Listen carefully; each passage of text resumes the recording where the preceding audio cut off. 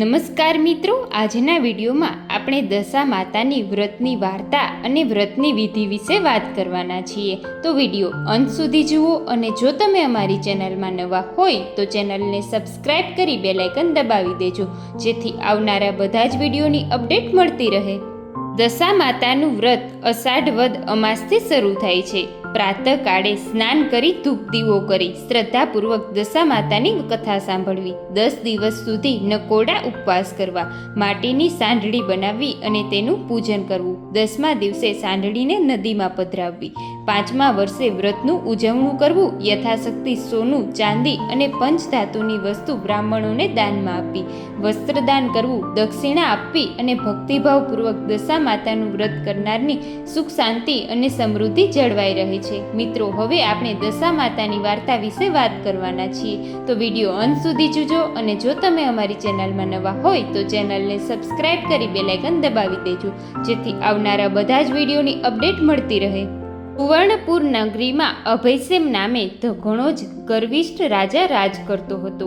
નગરની સમૃદ્ધિનો પાર ન હતો. રાજાની ગુણિયલ, સંસ્કારી અને અતિ સુશીલ રૂપવતી રાણીનું નામ અગનસેના હતું. રાણી ઘણી જ નમ્ર અને ધનિષ્ઠ હતી. એ ઘણીવાર રાજાને અહંકાર ન કરવા સમજાવતી, પણ રાજા એકની વાત કદી ન સાંભળતો.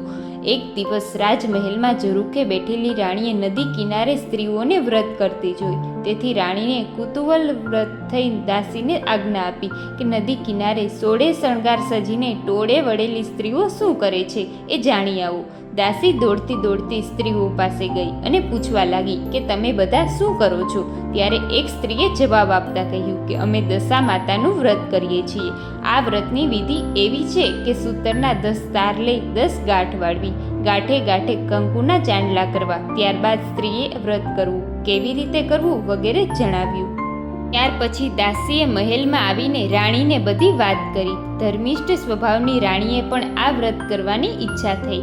મનથી વ્રત કરવાનું નક્કી કર્યું. એણે રાજાને આ વાત જણાવી તો અહંકારી રાજાએ ના પાડી દીધી અને કહ્યું કે આ વ્રત તો ગરીબ ગુરખા માટે જ થાય છે. તારે તો ઘણી સાહેબી છે, ધન દોલત, નોકર ચાકર, બાગ બગીચા, રાજપાટ બધું જ છે, માટે આ વ્રત કરવાનું તું છોડી દે. રાજા અભિમાન ભર્યા વચન સાંભળી રાણીનું દિલ દુખાઈ ગયું. એ જાણતી હતી કે ગમે તેવી સમજાવટ છતાં અભિમાની રાજા એકનો બે થવાનો નથી. રાજાએ અહંકાર, ગર્વ અને અભિમાનમાં કચુંબર થઈને દશા માતાના વ્રતનું અપમાન કર્યું. તેથી દશા માતાના ક્રોધનો પાર ન રહ્યો. માએ રાજાના સપનામાં આવીને એક શબ્દ કહ્યો કે પડું છું. બીજા જ દિવસે પાડોશી રાજા લાવ લશ્કર સાથે ચડી આવ્યો. આવા અણધાર્યા હુમલાથી રાજા અભયસેન ગભરાઈ ગયો. જીવ બચાવવા માટે રાણી અને બંને કુંવરોને લઈ જંગલના રસ્તે ભાગ્યો. રાણી અગનસેના મનમાં સમજે છે કે પોતાના પતિએ કરેલ દશા માતાના વ્રતના અપમાનથી આ દશા આપણી થઈ છે. આગળ ઘોર જંગલમાં રાજા અને રાણી ઉઘાડા પગે ચાલ્યા જાય છે. પગમાં કાંટા કાંકરા ભોકાય છે. દુઃખ અને થાકનો પાર નથી. કુંવરો તરસ્યા થયા છે. એટલામાં એક વાવ આવી. રાજા પાણી લેવા માટે વાવમાં ઉતર્યો. પાછળ બંને કુંવરો ઉતર્યા તો દશા માતાએ અદ્રશ્ય રહીને બંને કુંવરોને ખેંચી લીધા. કુંવરોને અદ્રશ્ય થઈ ગયેલા જોઈ રાણી વિલાપ કરવા લાગી. રાજા પણ મનમાં સમજી ગયો કે નક્કી આ દશા માતાનો કોપ છે. એ રાણીને આશ્વાસન આપતા સમજાવે છે કે જેણે આપ્યા એણે લઈ લીધા, હવે એ જ આપશે. રુદન કરતી રાણીને સમજાવતો રાજા આગળ ચાલ્યો. થાકના લીધે બંનેના પગ ઘસડાય છે. પગમાં વેઢા અને કાકડા ભોકાઈ ગયા, તેથી પીડાનો પાર નથી. રસ્તામાં એક વાવ આવી. રાજાને થયું કે હાશ, બે ઘડી વિસામો તો મળશે, પણ રાજાએ એ વાડીમાં જોયું. પગ મૂક્યા તો ખીલેલા ફૂલો કરમાઈ ગયા. વાડીનો માળી વિચારવા લાગ્યો કે નક્કી આ માણસ પાપી પગલાનો છે, તેથી મારી વાડીના ફૂલો કરમાઈ ગયો અને રાજાને મારવા દોડ્યો. રાજા રાણી બંને માંડ બચીને આગળ ભાગ્યા. ત્યાર પછી જીવતી હતાશ થઈ ગયેલ ભિખારી જેવી હાલતમાં બંને એક નગરમાં આવ્યા. એ નગર રાજાની બહેનનું હતું. રાજાને આશા હતી કે બહેન જરૂર આશરો આપશે, એથી એણે પાદરે પોતાની બહેનને સંદેશો મોકલાવ્યો કે તેનો ભાઈ આવ્યો છે. બહેને પોતાના ભાઈ માટે સોનાની ગાગરમાં સુખડી મોકલાવી અને સાથે સોનાની સાંકળી મૂકી, પણ સોનાની ગાગર પિત્તળ બની ગઈ, સુખડી ઈંટના કટકા બની ગઈ અને સોનાની સાંકળીના બદલે ફૂફાડા મારતો કાળો નાગ નીકળ્યો. રાજા વિચાર કરે છે કે મારી સગી બહેન મને મારી નાખવા માટે આવું ન કરે, નક્કી આ દશા માતાના કોપના કારણે જ થયું છે. આવો વિચાર કરી રાજાએ ગાગર ત્યાં જ દાટી દીધી અને રાણીને લઈને આગળ ચાલ્યો. ચાલતા ચાલતા એક નદી આવી. નદીના કાંઠે ચીભડાના વાડા છે. રાજા બે હાથ જોડીને વાડાના માલિકને કરગરવા લાગ્યો કે હે ભાઈ, 7 દિવસના ભૂખ્યા છીએ, દયા કરીને એક ચીભડું આપ. ખેડૂતને દયા આવતા એક ચીભડું આપ્યું. રાજાએ નક્કી કર્યું કે આગળ જઈને થોડો વિશ્રામ કર્યા પછી ચીભડું ખાવું છે અને ભૂખ સમાવવી છે. પરંતુ એ પહેલાં એવું બન્યું કે એ ગામના રાજાનો કુંવર 2 દિવસ પહેલાં રિસાઈને ભાગી ગયો હતો. સિપાઈઓ કુંવરની શોધમાં નીકળ્યા હતા. દશા માતાના કોપના કારણે રાજાના હાથમાં જે ચીભડું હતું એ કુંવરનું માથું બની ગયું. આ માથા પર નજર પડતા જ સિપાઈઓ દોડીને રાજાને પકડી લીધો. દોરડાથી બાંધીને લાતો મારતા નગરમાં લઈને આવ્યા. નગરના રાજાને બધી વાત કરી. રાજાએ પોતાના કુંવરની હત્યા કરવા બદલ અભયસેનને કાળ કોથળીમાં હુકમ આપી બંદીખાનામાં નાખી દીધો. રાજા તો વગર વાકે કેદ થઈ ગયો. તેથી રાણી અગનસેના પર દુઃખનો પહાડ તૂટી પડ્યો. એ રોજ જંગલમાં જતી, લાકડાનો ભારો લઈ આવતી અને જે વેચીને પૈસા મળે એમાંથી પેટનો ખાડો પૂરતી. આમ દિવસો પસાર થવા લાગ્યા. અષાઢ મહિનો આવ્યો. અગનસેના અષાઢ અમાસે એટલે કે દિવાસાના દિવસે દશા માતાનું વ્રત શરૂ કર્યું. દશા માતાના વ્રતના 10 દિવસ નકોડા ઉપવાસ કર્યા અને માતાની ભાવભક્તિપૂર્વક ભક્તિ કરી.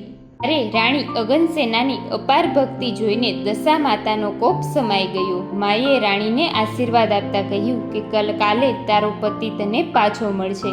અને એ જ રાત્રે દશા માએ નગરના રાજાને સ્વપ્નમાં જઈને આદેશ આપ્યો કે તે નિર્દોષ માણસને કેમ કેદ કર્યો છે? તારો કુંવર તો મોસાળમાં લીલા લહેર કરે છે, સવારે પાછો આવી જશે.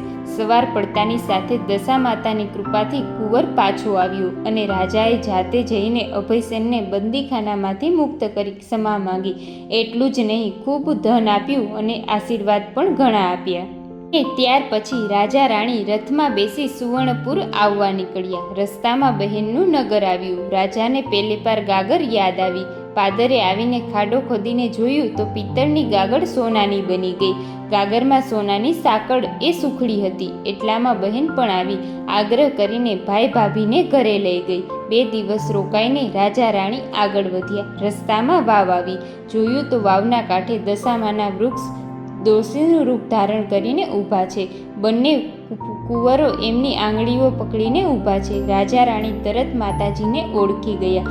લાકડીની જેમ માના પગમાં પડ્યા અને દશા માતાને અસલ સ્વરૂપમાં જોઈને દર્શન આપવા કહ્યું. હે રાજા, તે અભિમાની રાણીને વ્રતનું અપમાન કર્યું છે, તેથી તારા પર હું કોપાયમાન થઈ હતી, પણ હવે તારો ગર્વ ગળી ગયો છે. વળી તારી રાણીએ ભાવથી મારું વ્રત કર્યું છે, તેનાથી હું પ્રસન્ન થઈ છું. તારું રાજ તને પાછું મળી જશે. ત્યારે રાજા માતાના ચરણોમાં ઢળી પડ્યો. હે દયાળી માં, કળિયુગમાં તમારી કારમી કસોટીમાંથી કોઈ પાર ઉતરી શકે એમ નથી, માટે આવો કોપ કદી ન કરશો. દશા માતા મીઠું હસ્યા અને બોલ્યા, તારી વાત કબૂલ કરું છું. કળિયુગમાં જે કોઈ મારી કથા સાંભળશે કે સંભળાવશે તેની દશા સારી રહેશે. આમ કહી દશા માતા અદૃશ્ય થઈ ગયા. રાજા રાણી બંને કુંવરો સાથે પોતાના રાજ્યમાં પાછા આવ્યા. અભયસેનના સેનાપતિએ પાડોશીને રાજાને હરાવીને રાજ્ય પાછું મેળવ્યું હતું. રાજા રાણી આનંદપૂર્વક દિવસો પસાર કરવા લાગ્યા. હે દશા માતા, જેવા રાજા રાણીને ફળ્યા તેવું વ્રત કરનાર સર્વને ફળજો. મિત્રો, આવા જ અવનવા ધાર્મિક અને શાસ્ત્ર સંબંધિત વિડીયોની જાણકારી માટે અમારી ચેનલને સબસ્ક્રાઈબ કરજો. ધન્યવાદ.